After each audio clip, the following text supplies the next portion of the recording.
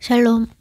오늘은 매우 잘 알려진 말씀, 유대인들이 이마와 손과 문설주의 표로 삼는 말씀인 신명기 6장 쉐마 이스라엘이라는 제목으로 나눕니다. 쉐마, 들으라라고 하실 때 들어야 할 것은 여기 신명기 6장에 나온 말씀만을 말하는 것이 아니라 하나님께서 이스라엘에게 주신 말씀인 율법 전체를 말씀하시는 것입니다. 그리고 그것은 율법을 행위로만 지키라는 것이 아니라 율법의 본질인 하나님을 사랑하고 이웃을 사랑하는 계명을 마음의 중심으로 순종하라는 것을 의미합니다. 그런데 오늘은 그 전체적인 내용을 이야기하려는 것이 아니라 이 첫 문장에 대해서만 나눌 것입니다. 들으라 이스라엘아 하면 우선은 집중시키는 명령입니다. 뭘 들어야 하는지 이전에 이 한 문장의 명령이 너무 중요합니다. 한국어로는 순서가 이스라엘아 들으라인데 히브리어로는 들으라 이스라엘아입니다. 들으라가 강조된 것입니다. 이것은 듣는 것이 얼마나 중요한지를 알려주는 말씀입니다. 하나님과 하나님의 백성, 자녀와의 관계에 있어서 가장 중요한 것, 가장 우선이 되어야 하는 것이 바로 이것, 샤마, 듣는 것입니다. 샤마는 영어로 하면 세 가지로 다르게 번역해야 하지만 한국어에 듣다라는 동사는 이 동사와 똑같습니다. 샤마는 첫째로 우리 귀에 들려오는 소리를 듣는 것과 둘째로 listen, incline과 같이 스스로 주동적으로 듣고 귀 기울여 듣는 것, 셋째로 순종하다라는 뜻이 있습니다. 태중에서부터 듣는 것은 자기가 듣고자 해서 듣는 것이 아니라 부모와 형제들이 주변에서 들려주는 것을 듣게 됩니다. 장성에서도 우리는 우리가 듣고자 하지 않는 많은 것들을 들으며 살게 됩니다. 듣게 된 누군가의 말 한마디가 한 사람의 평생을 좌우하는 경우가 많이 있습니다. 그것이 삶의 도전과 격려가 되는 말이라면 더없이 감사한 일이지만 자존감을 무너뜨리고 자아상을 깨뜨리는 말이라면 비극 중에 비극이 됩니다. 모든 사람들은 어릴 때부터 수많은 말들을 듣고 살아갑니다. 그런데 안타깝게도 우리가 듣는 수많은 말들은 평가와 판단의 말들입니다. 칭찬은 좋은 거라고 많이들 생각하지만 칭찬도 평가의 말입니다. 잘했다, 예쁘다, 착하다, 똑똑하다 등등 듣기 좋은 말들도 사실은 평가나 판단이기 때문에 듣는 사람에게 부담을 주는 말들입니다. 그런 평가의 말들은 사람을 묶는 결과를 가져옵니다. 착하다는 말은 계속 착하다는 말을 들을 수 있는 행동을 강요합니다. 머리 좋다는 말은 그 말을 믿고 노력을 안 하거나 노력했다가 결과가 안 좋아서 머리 나쁘다는 소리를 듣게 되느니 아예 노력을 안 하게 만듭니다. 예쁘다는 말은 외모에 신경 쓰면서도 늘 부족감을 느끼게 만듭니다. 뚱뚱하다, 못생겼다, 머리 나쁘다는 소리를 듣고 자란 사람들은 실제로 그렇지 않음에도 그 거짓말을 진리로 믿고 사는 것을 봅니다. 평가의 말들은 그것이 칭찬이든 책망이든 건강하게 앞으로 나아가는 데 도움이 되지 않습니다. 많은 사람들이 남의 입에서 나온 자신에 대한 부정적인 평가들을 사실로 받아들입니다.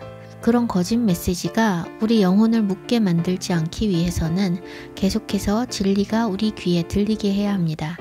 우리가 무엇을 듣는가에 따라서 우리의 영혼이 쉼을 얻을 수도 있고 고통에 빠질 수도 있습니다. 하나님의 말씀을 들어야 하는 이유는 진리가 우리를 살리며 진리가 우리를 자유케 하기 때문입니다.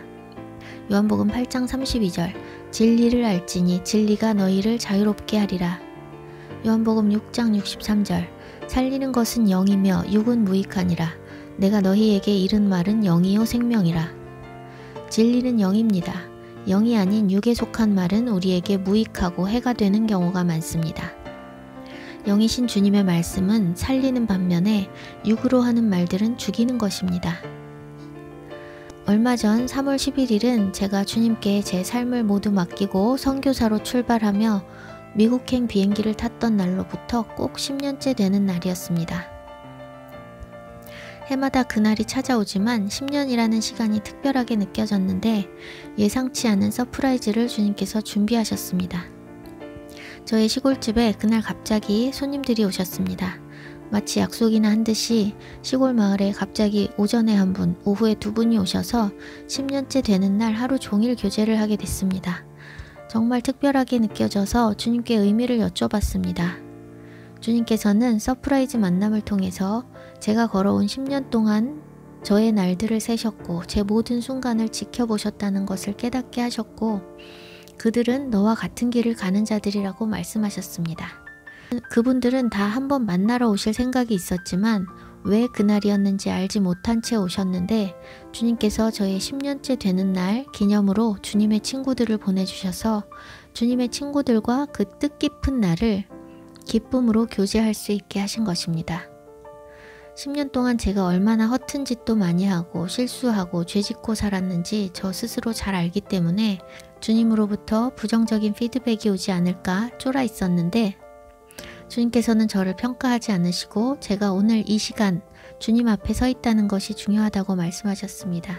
주님께서 보시는 것은 얼마나 잘했고 얼마나 잘못했는가가 아니라 지금까지 포기하지 않고 주님 안에 있다는 것입니다.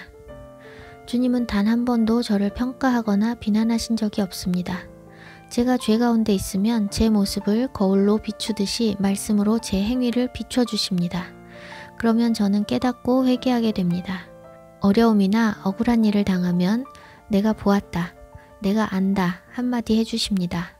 그런데 그 한마디가 그동안의 서러움을 다 해결해주고 편안하게 합니다. 우리는 다 평가에 익숙해 있습니다. 결과를 가지고 점수를 매깁니다. 뭔가를 끝내고 나면 평가의 시간이 돌아옵니다. 그런데 주님은 평가하지 않으십니다. 사람들은 잘하고 못하는 것에 등급을 매기고 더 잘하기 위해서 애쓰지만 주님께는 의와 불의, 선과 악이 있을 뿐입니다.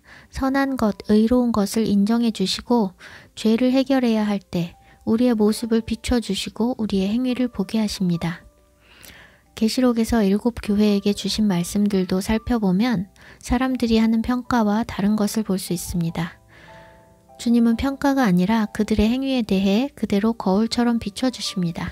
바른 행위에 대해서는 안다고 말씀하심으로써 인정해 주십니다.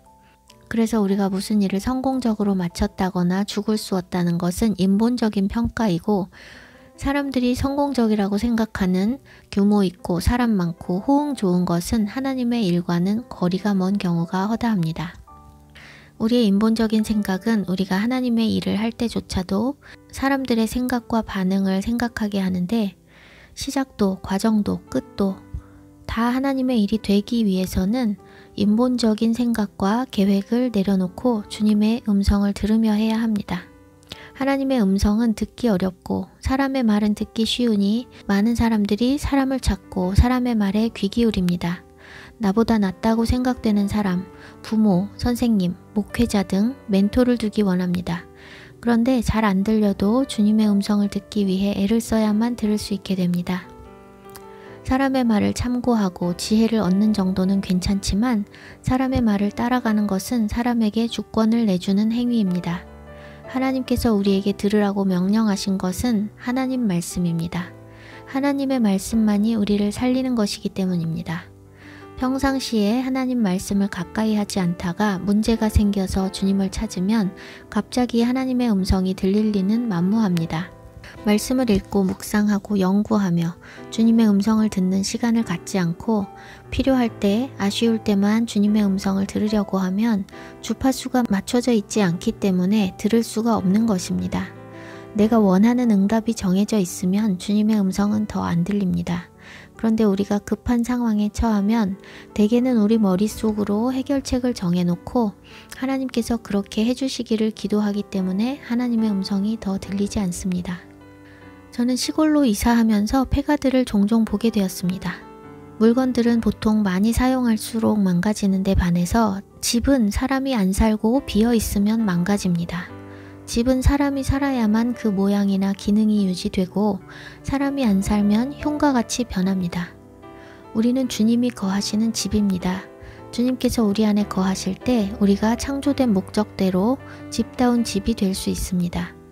주님이 안 계시는 집은 주인이 없어 불법의 침입자가 생깁니다. 내가 가장 나답게 살 수 있는 길은 나를 지으신 주님이 내 안에 주인이 되어 사시는 것입니다. 주님께서 우리를 지으셨고 주님이 우리의 주인이십니다. 우리의 주인이 우리 안에 들어와 사신다면 집 관리는 주인에게 달린 것입니다. 따라서 우리가 무엇을 하고 어떻게 사느냐는 주인에게 묻고 행해야 합니다. 기독교인들 가운데 주님이 주인이 아니라 내가 주인이거나 다른 사람이 내 주인인 경우가 많고, 주님은 어쩌다 한번 초대해서 오시는 손님 정도인 경우도 많습니다. 저 자신도 주님을 주인으로 모시고 산다고 말하기 어려울 것 같습니다. 주인으로 모셨는데 잠시 저 뒷방에 가 계시라거나 잠깐 나가 계시라거나 하는 것과 같이 내가 주인 되어 살 때가 많이 있습니다. 제가 20년 넘게 해외에 살면서 저의 집에 산 것은 2년 정도뿐이고, 대부분의 시간을 남의 집을 임대해서 살았는데, 집주인이 살았던 집과 세입자들이 살았던 집은 집의 상태가 많이 다릅니다. 집주인이 살다가 임대 놓은 집들은 관리가 아주 잘 되어 있고, 세입자들이 오래 산 집은 여기저기 문제가 많이 있습니다. 세입자들은 자기 집이 아니라 집을 소중히 다루지 않는 것입니다.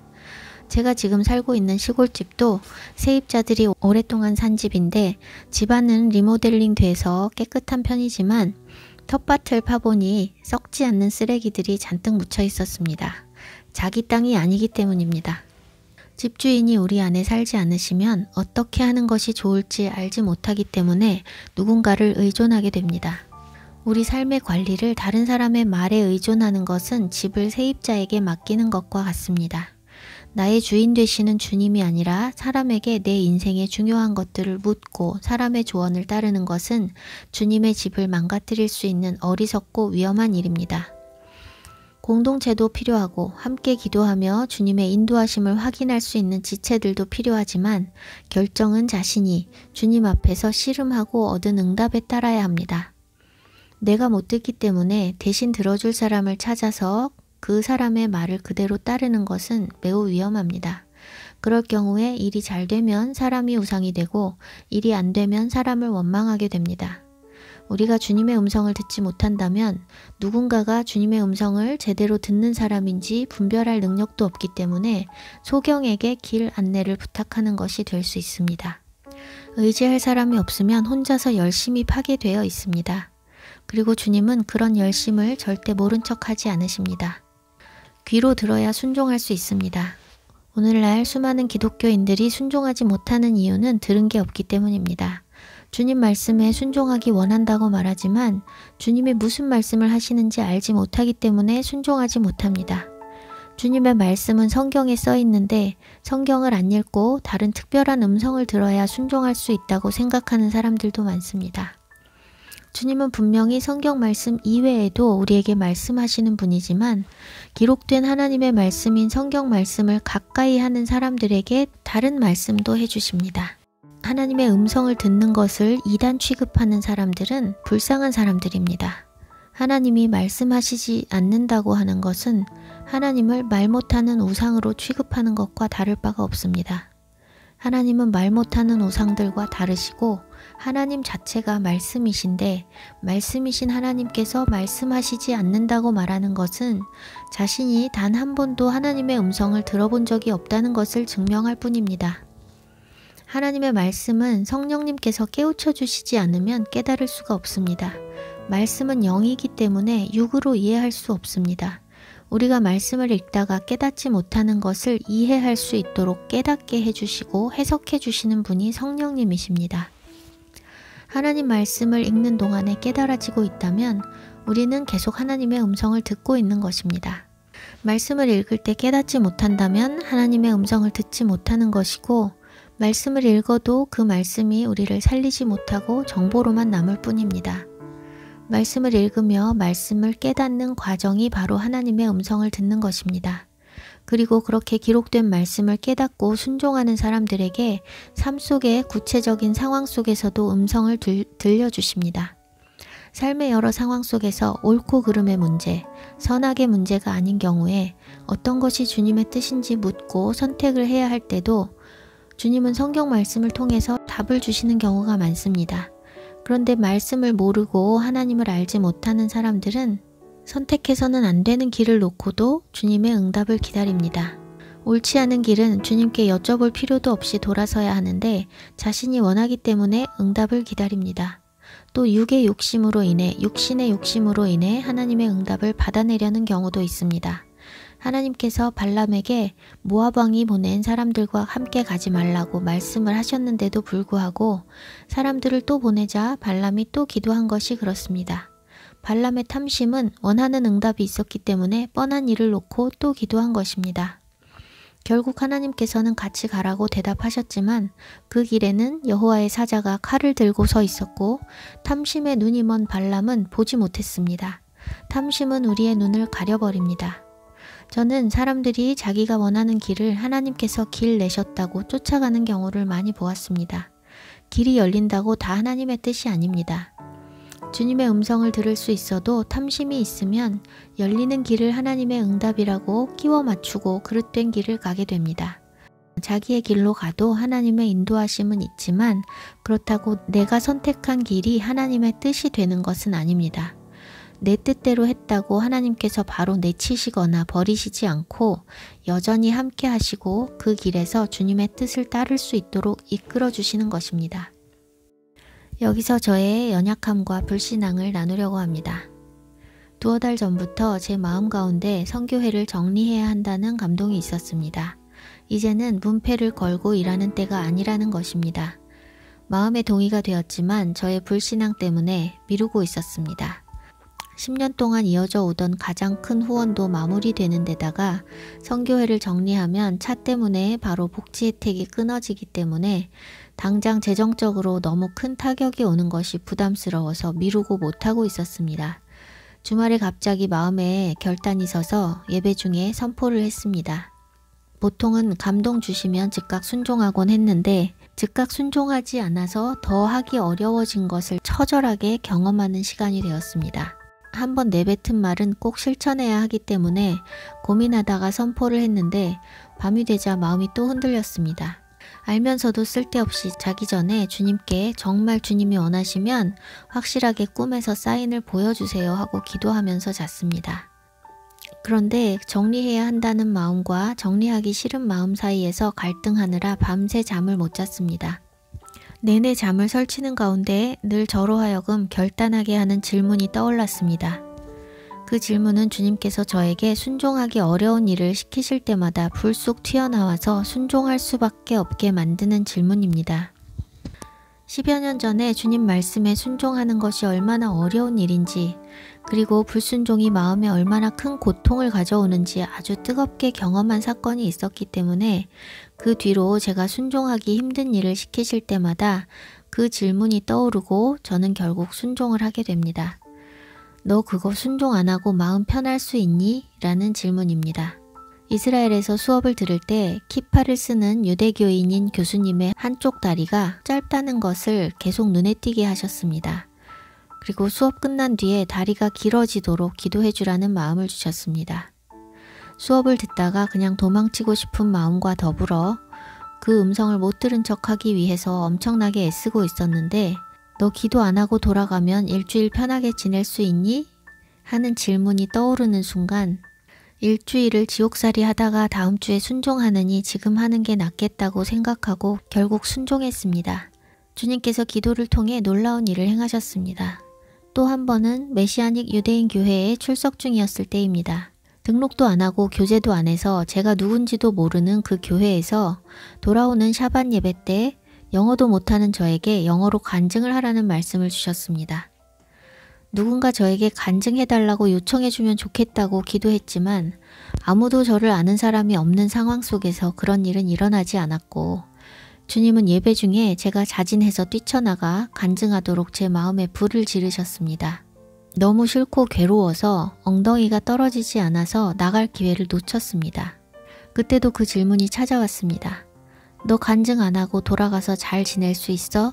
간증하기 싫어서 괴로운 것보다 불순종해서 괴로운 게 더 끔찍하기 때문에 결국에 주님께 다시 한 번만 기회 달라고 나가서 간증하겠다고 기도했더니 나갈 기회가 생겼고 힘겹게 용기 내서 나갔습니다. 주님께서 또 놀랍게 일하셨습니다. 또 주님께서 보여주신 두려운 환상을 누군가에게 전달하라는 말씀을 주셨을 때도 죽기보다 싫었던 일이지만 마찬가지로 그 질문 때문에 결국 순종했고 그때도 놀랍게 일하셨습니다. 그 외에도 순종하기 힘들 때마다 그 질문은 늘 저를 순종하게 했습니다. 그런데 유난히 힘든 순종 이후에는 항상 뭔가 돌파가 일어났습니다. 순종은 주님께서 말씀하실 때 바로 해야 하고 그 기회를 놓쳐서 다시 기회가 주어지지 않으면 후회해도 소용이 없습니다. 늘 결단하기까지도 오래 걸리지 않고 결단하고 나면 잘 순종했는데 이번에는 미루니까 더 힘들어지고 그동안 얼마나 믿음이 약해져 있었는지 반복적으로 타협하려는 제 모습을 돌아보게 되었습니다. 10여 년을 돈을 벌어본 적도 없지만 빚도 진 적 없고 주님께서 매일 기적을 행하셔서 모든 것을 필요한 대로 다 해주셨는데 재정 공급이 많이 줄어든다고 걱정했다는 게 참 한심스러웠습니다. 그런데 주님은 책망을 안 하시고 그냥 알려주십니다. 제가 무슨 짓을 하고 있는지 제 모습을 비춰주시고 저 스스로 저의 우스꽝스러운 모습을 보게 하십니다. 결국 정신이 돌아와서 바로 가서 정리하고 나니 얼마나 마음이 편하고 감사한지 모릅니다. 불순종의 무거운 짐에서 해방되게 하신 주님을 찬양하며 돌아왔습니다. 작년 3월 23일에 4집 앨범을 올려드리며 주님께 다시 제 삶을 봉헌하는 시간을 가졌었는데 똑같은 날에 다시 주님께 봉헌할 수 있게 해주신 주님을 찬양합니다. 다시 새 마음이 되어 주님께서 행하실 일을 기대하게 됩니다. 제가 아무리 한심하고 미운 짓을 해도 주님께서 저를 판단하시거나 싫어하신다는 생각이 들지 않기 때문에 잘못했어도 주님 앞에 계속 나아갈 수가 있습니다. 주님의 음성은 들으면 살고 안 들으면 죽는 생명의 말씀입니다. 주님께 주권을 드리고 주님의 음성을 들으며 가는 것은 가장 지혜롭고 평안한 길입니다. 내 생각을 버리고 주님의 음성을 듣고 나면 주님이 오르셨고 완전하시다는 것이 증명되고 감사와 찬양을 올려드리게 됩니다. 우리 삶의 모든 영역을 주님께 올려드리고 주님의 음성을 들어야 합니다. 주님의 음성을 들으며 사는 삶이 가장 복된 삶입니다.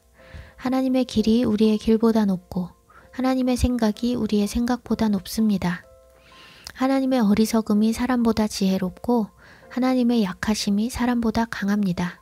내 선에서 해결할 수 있는 일은 다 내가 알아서 하고 내 선에서 안 되는 것만 주님의 음성을 구하는 것이 아니라 모든 것을 주님 뜻에 따라서 하는 삶이 되어야 합니다. 가진 것이 많고 지식과 경험이 많고 인맥도 많고 의지할 것이 많은 사람들은 오히려 주님께 나아가는 일이 늦어질 수도 있습니다. 보통은 내가 할 수 있는 모든 것을 다 해보고 나서야 주님을 찾게 되는데 내가 할 수 있는 여지가 많을수록 주님을 찾기까지 오래 걸리겠지요. 나의 길이 끝나야 주님의 길이 시작되고 내 능력이 끝나야 주님의 능력이 시작됩니다.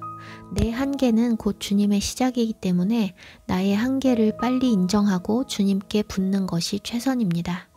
샤마의 두 번째 뜻은 순종한다는 것입니다. 사무엘상 15장 22절 여호와께서 번제와 다른 제사를 그의 목소리를 청종하는 것을 좋아하심같이 좋아하시겠나이까. 순종이 제사보다 낫고 듣는 것이 순양의 기름보다 나으니. 여기서 순종과 듣는 것이 나오는데 순종으로 번역한 동사가 샤마입니다. 듣는다고 번역한 동사는 귀 기울여 듣는 것을 의미하는 카샤브입니다. 한국어로도 듣는다는 것은 단순히 귀로 듣는 것뿐 아니라 순종하는 것을 의미합니다. 부모님 말, 선생님 말 들으라고 할 때 듣는다는 것은 소리를 들으라는 것이 아니라 순종하라는 의미지요. 그런데 순종한다는 뜻으로 쓸 때도 귀로 듣는 것이 먼저입니다. 우리가 순종하지 못하는 또 다른 이유는 경외감이 없기 때문입니다. 하나님에 대한 경외감은 하나님을 만난 사람들에게 생깁니다. 한국어 성경에 하나님을 경외한다, 두려워한다 라고 할 때 사용하는 동사는 야레입니다. 이 동사는 적들을 두려워한다고 할 때도 사용됩니다. 우리는 일반적으로 우리보다 힘이 있고 우리에게 위협이 될 수 있는 존재에 대해서 두려움을 느낍니다. 그런데 우리가 두려움을 느끼는 경우는 생각보다 많습니다. 어떤 대상을 두려워하는 것 외에도 상황에 대한 두려움도 많습니다. 새로운 일을 시작할 때, 면접 볼 때, 시험 볼 때, 많은 사람 앞에서 발표하거나 설교해야 할 때, 직장을 잃게 되거나 일이 잘 안 풀릴 때 등등 미래에 대한 두려움과 염려 등 우리 삶의 두려움은 거의 동반자라고 할 수 있을 만큼 늘 따라다닙니다. 그것은 그만큼 우리가 연약한 존재라는 것을 증명합니다.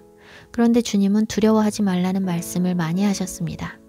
저는 안 세어봤지만 365번 말씀하셨다고 많은 사람들이 이야기합니다. 두려워하지 말라는 명령은 우리가 두려워할 상황이 많기 때문에 말씀하신 것입니다. 하나님께서 여호수아를 지도자로 세우실 때 두려워하지 말라, 강하고 담대하라고 말씀하셨습니다. 예레미야를 선지자로 세우셔서 하나님의 말씀을 전하게 하실 때에도 두려워하지 말라고 하셨습니다. 두려운 일을 당할 상황이기 때문에 강조하시는 것입니다. 두려워할 일이 없으면 두려워 말라고 말씀 안 하십니다. 가브리엘이 예수님의 어머니 마리아에게 나타났을 때 평안할지어다, 주께서 너와 함께 하시도다 라고 말합니다. 마리아는 그런 인사를 듣고 놀랍니다. 왜일까요? 가브리엘은 또 두려워하지 말라고 말합니다.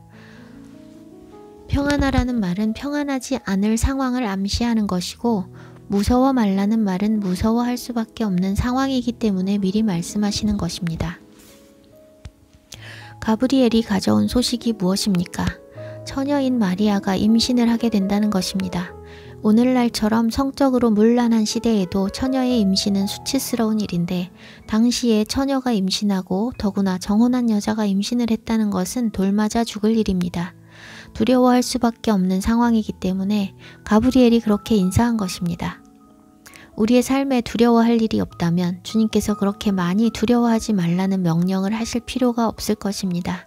두려워하지 말아야 하는 것은 옵션이 아니라 구원과 직결된 문제입니다. 계시록 21장 8절. 그러나 두려워하는 자들과 믿지 아니하는 자들과 흉악한 자들과 살인하는 자들과 음행하는 자들과 점술가들과 우상숭배자들과 거짓말하는 모든 자들은 불과 유황으로 타는 못에 던져지리니 이것이 둘째 사망이라. 주님은 두려워하는 자들을 믿지 않는 자, 흉악한 자, 살인하는 자, 음행하는 자, 점술가, 우상숭배자, 거짓말하는 자들과 동일하게 보시고 계시며 그들을 둘째 사망, 영벌에 처하신다는 것입니다. 두려워하고 싶어서, 두려워하고자 해서 두려워하는 사람은 없습니다. 두려움은 자연스러운 감정입니다. 어떻게 두려워하지 않을 수 있을까요?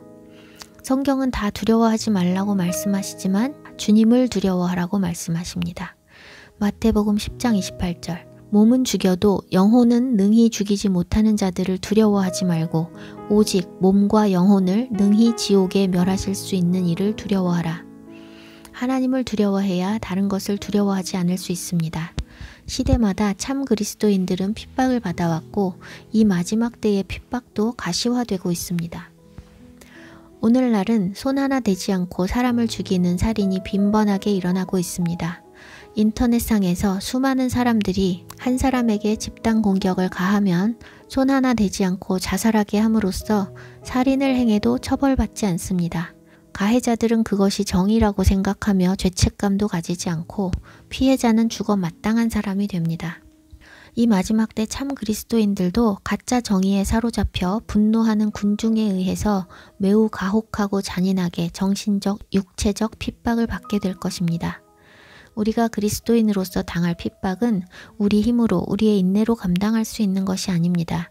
일제시대 때 대다수의 목회자들이 신사참배를 했던 것은 두려움을 이기지 못했기 때문입니다. 두려움은 우리의 구원을 잃게 만드는 직접적인 요인입니다. 그래서 주님은 몸을 죽여도 영혼은 죽이지 못하는 자들을 두려워하지 말라고 하신 것입니다. 그런데 우리를 위협하는 자들을 두려워하는 것과 같은 두려움으로 하나님을 두려워한다면 과연 지옥 가기 두려워서 믿음을 지킬 수 있을까요? 신사참배를 했던 목사님들이 지옥이 있다는 것을 믿지 못해서 혹은 지옥 가는 것을 두려워하지 않아서 신사참배를 했을까요? 아닙니다. 아무도 지옥 가도 좋다고 생각하지 않지만 하나님을 두려워하는 것으로 사람을 두려워함을 극복할 수 없습니다. 세상이 주는 두려움은 땅에서 우리가 피부로 느끼는 두려움이지만 지옥은 당장 이 땅에서가 아니기 때문에 지옥 가기 두렵다는 이유로 땅에서의 위협이나 핍박에 맞서는 것은 불가능합니다. 하나님을 두려워하는 것은 세상 권세를 두려워하고 핍박을 두려워하는 것과 다릅니다. 후자는 단순히 공포로 굴복시키는 것이지만 하나님은 우리를 두려움으로 굴복시키시지 않습니다. 만일 하나님께서 우리를 굴복시키시는 것이 목적이라면 충분히 겁주셔서 모든 사람들을 굴복시키실 수 있습니다. 겁줘서 굴복시켜 구원하신다면 하나님께도 수월하고 우리에게도 그것이 차라리 수월하겠지만 하나님의 목적은 죄로 타락한 우리를 다시 의롭게 하셔서 영원히 함께 거하시는 것이기 때문에 의를 이루는 길로 인도하시는 것입니다. 죄로 타락한 사람들이 의를 이루는 것은 강제로 겁을 줘서 가능한 것이 아니라 하나님의 공의를 경험함으로써 그분의 의와 거룩을 담고자 하는 열망을 가져야 가능합니다. 사단은 우리를 쾌락과 돈으로 유혹해서 하나님을 떠나게 하거나 겁을 주어서 믿음을 부인하게 하지만 하나님은 하나님 자신의 공의와 정의와 인자하심 등등 그분의 너무나 아름답고 완전하신 성품을 우리에게 보여주시고 우리가 그 안에서 만족을 누리게 하심으로써 우리가 세상의 모든 유혹과 두려움 가운데에서도 자원하여 주님께로 돌아가도록 이끄십니다. 요한일서 4장 18절 사랑 안에 두려움이 없고 온전한 사랑이 두려움을 내쫓나니 두려움에는 형벌이 있음이라. 두려워하는 자는 사랑 안에서 온전히 이루지 못하였느니라. 주님을 사랑해야만 그 모든 것을 이길 수 있습니다. 다른 대상을 두려워하는 것과 달리 하나님을 두려워함은 그분의 사랑과 거룩하심과 참되심과 의로우심과 선하심과 아름다우심과 위엄에 대한 사랑과 경외와 갈망이 다 포함되어 있습니다. 공포로 인한 굴복은 마음의 동의가 없기 때문에 자원하는 순종이 나타날 수 없지만 주님의 완전하심과 의로우심, 거룩하심, 참되심에 대한 경의를 포함하는 두려움은 자원하는 순종을 가능하게 합니다. 그래서 주님을 경외하는 사람만 주님의 말씀에 순종할 수 있습니다. 순종해야 한다는 것을 머리로 안다고 해서 순종이 되지 않습니다. 주님을 경외하는 사람은 자신이 좋아하는 일, 습관, 음식 등이 주님의 말씀에 맞지 않는다면 과감히 버릴 수 있지만 주님을 경외하지 않는 사람은 그렇게 하지 못합니다. 주님 말씀에 순종하는 것은 자기를 부인하는 것이며 육신이 죽는 것입니다. 주님을 사랑하고 경외하는 마음이 없이는 자기를 부인하고 육이 죽는 것이 불가능합니다. 로마서 10장 17절 그러므로 믿음은 들음에서 나며 들음은 그리스도의 말씀으로 말미암았느니라. 말씀을 들어야만 믿음이 생깁니다. 방금 나눈 것과 같이 듣는다는 것은 들려오는 소리를 듣는 것과 내가 주동적으로 듣는 것과 순종한다는 의미가 있습니다. 듣는 것에 있어서 가장 중요한 것은 순종입니다. 듣는 것은 곧 순종입니다.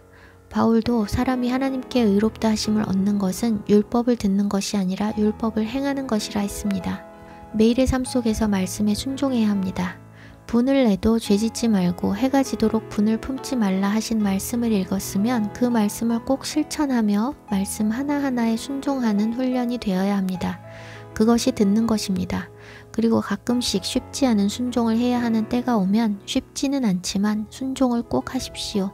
그것은 우리의 믿음이 업그레이드 되고 돌파가 일어나는 특별한 기회입니다. 깨달아지지 않아서 어려워도 계속해서 들으십시오. 우리 귀에 말씀이 계속해서 들려지게 하십시오. 먼저 들어야 순종도 가능하기 때문입니다. 콩나물 시루에 물을 부어주면 물이 다 빠져나가지만 그 남은 물기만으로도 콩나물이 자랍니다. 믿음은 들음에서 난다 하셨으니 계속 듣고 듣는 말씀 하나하나 다 순종하려 애쓰십시오. 쉐마, 들으라에 대해서 나눴습니다. 슈마 이스라엘, 들으라 하시고 이스라엘을 부르셨습니다. 이것은 슈마 다니엘, 슈마 요세프 이라고 부르는 단순히 이름을 부르는 것과는 다릅니다. 이스라엘은 하나님께서 택하신 언약 백성입니다. 하나님과 언약 관계인 하나님의 백성이 이스라엘입니다. 이스라엘을 부르셔서 들으라고 하시는 의미뿐 아니라 듣는 자가 이스라엘임을 선포하시는 말씀입니다. 듣는 자가 이스라엘입니다. 말씀을 들으러 오는 자, 그 말씀을 듣고 순종하는 자가 이스라엘인 것입니다. 듣고 순종하는 그것이 바로 그가 이스라엘임을 증명하는 것입니다. 그래서 당시에 듣고 있던 이스라엘 백성들이 다 이스라엘이 아니라 그 말씀을 듣고 순종한 자만 이스라엘이고 오늘날 유대인이라고 하는 사람들이 이스라엘이 아니라 하나님의 말씀을 듣고 순종하는 자들이 이스라엘입니다. 이스라엘은 혈통의 공동체가 아니라 언약 공동체입니다. 하나님께서 아브라함과 이삭과 야곱에게 맹세하신 언약이 야곱의 자손 이스라엘에게 이어졌는데 그 부르심은 언약에 기초한 것이기 때문에 언약 안에 머무는 사람만 이스라엘이라 부르기에 합당합니다. 이스라엘 가운데 불순종하고 떨어져 나간 사람은 혈통으로는 아브라함의 자손이고 이스라엘이라 할지라도 하나님 보시기에 언약의 백성인 이스라엘은 아닙니다. 반면에 이방인이지만 믿음으로 여호와께 연합한 자들은 혈통의 이스라엘은 아닐지라도 믿음으로 언약 안에 들어왔기 때문에 그들은 참 이스라엘입니다. 여호와께 연합하는 자들이 참 이스라엘입니다. 성경에 연합한다고 번역된 동사는 히브리어로 라바입니다. 고상하게는 연합하다인데 휘감다, 엉겨붙다, 달라붙다 라는 의미가 있습니다. 한마디로 껌딱지가 되는 것입니다. 창세기 29장 34절 그가 또 임신하여 아들을 낳고 이르되 내가 그에게 새 아들을 낳았으니 내 남편이 지금부터 나와 연합하리로다 하고 그의 이름을 레위라 하였으며 남편의 사랑을 받지 못한 레아가 아들 하나를 낳을 때마다 소망을 담아 이름을 짓는데 레위를 낳고 남편이 자기와 연합하기를 바라는 마음으로 레위라는 이름을 지었습니다. 라바에서 온 이름입니다.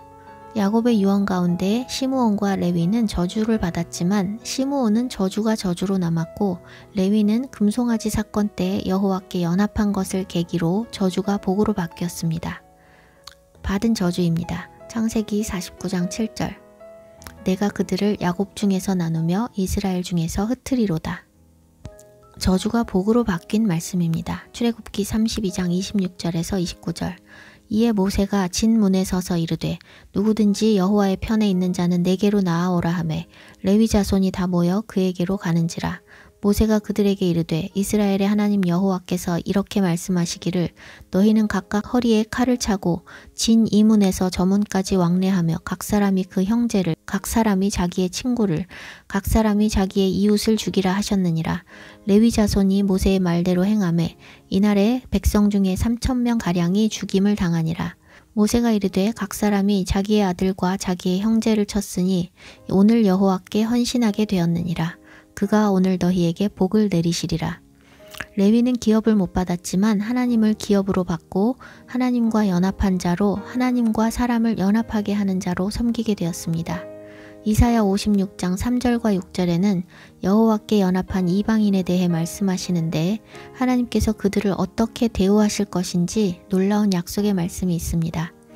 3절에서 8절 여호와께 연합한 이방인은 말하기를 여호와께서 나를 그의 백성 중에서 반드시 갈라내시리라 하지 말며 고자도 말하기를 나는 마른 나무라 하지 말라. 여호와께서 이와 같이 말씀하시기를 나의 안식일을 지키며 내가 기뻐하는 일을 선택하며 나의 언약을 굳게 잡는 고자들에게는 내가 내 집에서 내 성 안에서 아들이나 딸보다 나은 기념물과 이름을 그들에게 주며 영원한 이름을 주어 끊어지지 아니하게 할 것이며 또 여호와와 연합하여 그를 섬기며 여호와의 이름을 사랑하며 그의 종이 되며 안식일을 지켜 더럽히지 아니하며 나의 언약을 굳게 지키는 이방인마다 내가 곧 그들을 나의 성산으로 인도하여 기도하는 내 집에서 그들을 기쁘게 할 것이며 그들의 번제와 희생을 나의 제단에서 기꺼이 받게 되리니 이는 내 집은 만민이 기도하는 집이라 일컬음이 될 것임이라. 이스라엘의 쫓겨난 자를 모으시는 주 여호와가 말하노니 내가 이미 모은 백성 외에 또 모아 그에게 속하게 하리라 하셨느니라. 그 백성 중에서 갈라내시지 않는다는 말씀은 그 백성 이스라엘로 여기신다는 말씀입니다. 아들이나 딸, 즉 이스라엘보다 더 좋게 대해 주실 것이고 성산으로 데려가셔서 그들의 제사를 받으시고 그들을 기쁘게 하신다고 하십니다. 이렇게 믿음으로 여호와께 연합하는 이방인들도 모아서 이스라엘에 속하게 하신다고 말씀하십니다. 이것은 다 이스라엘이 받을 축복인데 여호와께 연합한 이방인들에게 이스라엘과 똑같은 축복을 허락하시는 것입니다. 왜냐하면 언약 안에 들어온 사람들은 혈통에 관계없이 참 이스라엘이기 때문입니다. 그렇게 여호와께 연합하고 여호와께 달라붙고 껌딱지가 된 이방인들이 성경에 나옵니다. 기브온 족속, 라합, 룻, 나아만, 고넬료, 누가, 수로보니게 여인 등등 주님께 달라붙은 사람들은 결코 망하지 않았고 주님께서 내치지 않으셨을 뿐 아니라 아주 잘 대해 주셨습니다. 주님께서 이스라엘을 선택하신 것은 이스라엘만 사랑하셔서 구원하시기 위함이 아니라 열방을 구원하시기 위함이기 때문입니다. 경건하고 신실한 이스라엘 자손들을 통해 이방 족속을 시기나게 하시고 여호와께 연합하게 하신 하나님께서 이제는 경건하고 신실한 이방인들을 통해 이스라엘을 시기나게 하시는 시간입니다. 이스라엘이 예수아를 죽였고 하나님께서 이스라엘을 버리셨다고 생각하는 기독교인들은 이스라엘을 시기나게 할 수 없습니다. 하나님의 말씀을 듣고 순종하는 자들에게 부어주시는 축복을 통해서 이스라엘을 시기나게 하실 것입니다. 죽임당할 위협에도 굴하지 않았던 다니엘과 세 친구와 모르드게, 에스더와 같은 사람들의 그 신실함과 주님을 경외함과 순종을 통해서 하나님께서 그들을 축복하시고 높이셨을 때 이방인들이 여호와 하나님을 알게 되었습니다.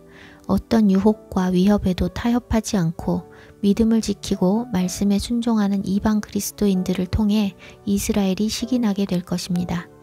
그리고 이스라엘의 남은 자와 여호와께 연합한 이방 그리스도인들이 한 세 사람으로서의 이스라엘이 될 것입니다. 문지기는 그를 위하여 문을 열고 양은 그의 음성을 듣나니 그가 자기 양의 이름을 각각 불러 인도하여 내느니라. 자기 양을 다 내놓은 후에 앞서가면 양들이 그의 음성을 아는 고로 따라오되 타인의 음성은 알지 못하는 고로 타인을 따르지 아니하고 도리어 도망하느니라. 양은 목자의 음성을 듣고 목자의 음성을 듣지 않는 것은 그 목자의 양이 아닙니다. 목자의 음성을 듣느냐 안 듣느냐로 그 목자에게 속한 양인지 아닌지를 구별할 수 있는 것입니다. 하나님의 말씀을 듣는 자, 듣고 순종하고 주님께 연합하는 자가 바로 이스라엘입니다. 듣는 자, 이스라엘이 되시기를 축복합니다.